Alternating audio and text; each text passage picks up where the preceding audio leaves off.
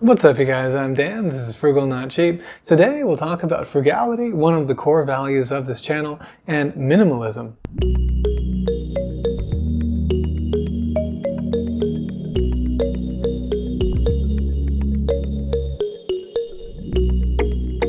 So as you can imagine, frugality and minimalism have a lot of intersections, but in fact they're pretty different. Frugality is defined as the quality of being economical with money or food, thriftiness.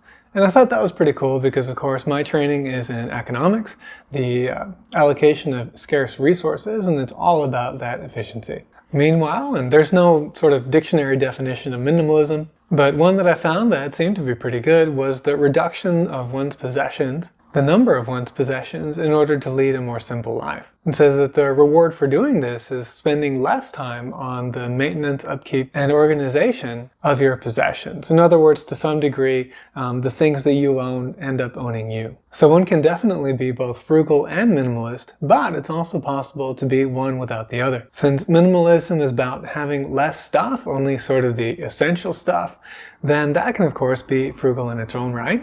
We're not wasting resources on accumulating a bunch of things that aren't essential. Along these lines, a minimalist might buy more of the buy it for life type of items, things that are really maybe a little bit more expensive to get, but they're high quality and they last a long time.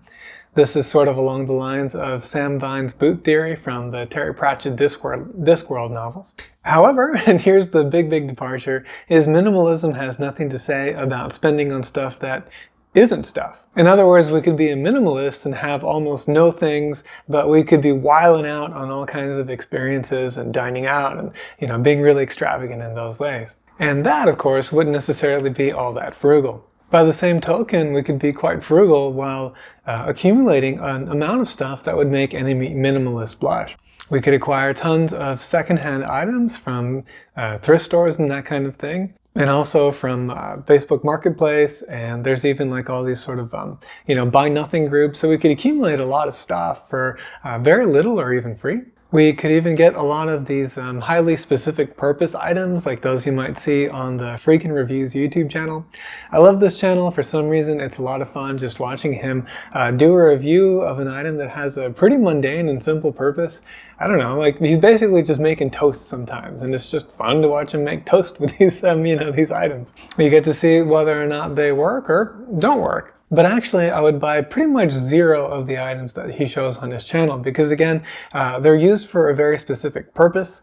And generally, there's a way to get that done without having this special purpose item, right? Like there might be a chopper or something like that. Well, I've got knives and a cutting board already. It might, have this thing that helps you make breakfast. Well, I've got a cast iron skillet and I can make breakfast just fine. But again, if you did value these things and you went out and got a secondhand version of them, then that could be frugal, but certainly it wouldn't be very minimalist. So how about me? Would I describe myself as a minimalist? Certainly, I think I'm fairly frugal. And I think to some degree, I am a little bit minimalist. I do feel the sort of psychological load, the how your stuff ends up owning you-ness of things. And so I tried to have really just, the bare amount of stuff, not the bare amount.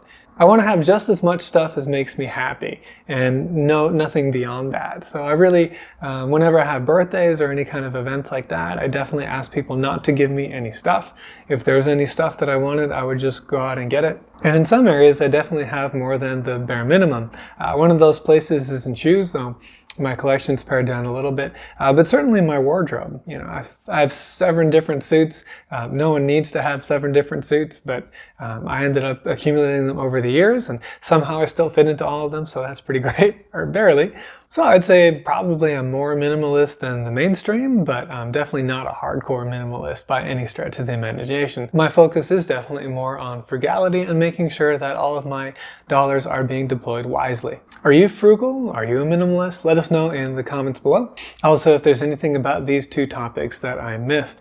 There are, of course, a couple of documentaries that are pretty well known on Netflix with a couple of guys that I think they did a podcast and then they did these documentaries. So you can check that out. It's called The Minimalists. It's pretty interesting. I think their second movie was really just a redo of the first one, and I don't know. I guess I'd say the first documentary was worth watching once. It had an interesting message. But the guys are kind of sort of preachy and, I don't know, kind of irritating by the end of it. But anyway, that's fine. Oops, I didn't mean to go on a tangent like that. Anyway, I hope you enjoyed today's video. If you did, please hit the like button and consider subscribing. Thank you very much for watching, and I will see you in the next video.